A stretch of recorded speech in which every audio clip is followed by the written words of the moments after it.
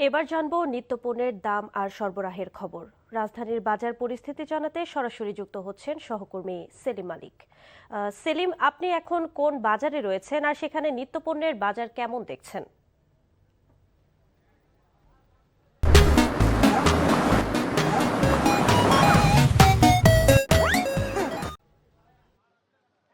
আদিবা, আমি এই মুহূর্তে রাজধানীর মোহাম্মদপুরের টাউন হলে বাজার রয়েছে এবং আমি যেটা দেখতে পাচ্ছি যে ঈদের ছুটি কাটিয়ে কিন্তু ক্রেতা বিক্রেতাদের উপস্থিতিতে বেশ সরগরম হয়ে উঠেছে বাজার।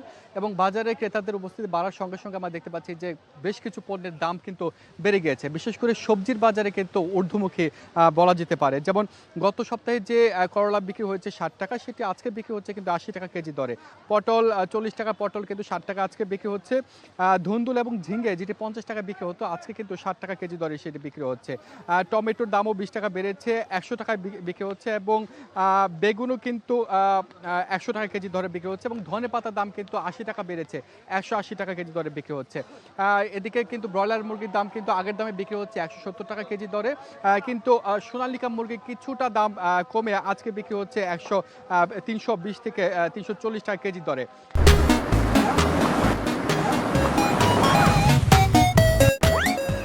তবে গরুর মাংসের দামটা কিন্তু কিছুটা কমতির দিকে বলা যেতে পারে। গত সপ্তাহে বা ঈদের আগে যেটি 1300 টাকা কেজি দরে বিক্রি হতো, সেটি কিন্তু আজকে 1250 টাকা কেজি দরে বিক্রি হচ্ছে। তবে আপনার যেটি ছাগল এবং খাসির মাংস, সেটির দাম কিন্তু কিছুটা বাড়তি, 50 টাকা বেড়ে আজকে কিন্তু বিক্রি হচ্ছে 1300 টাকা কেজি দরে। গরুর দামটা আসলে আমি কিছুটা ভুল তথ্য দিয়েছি।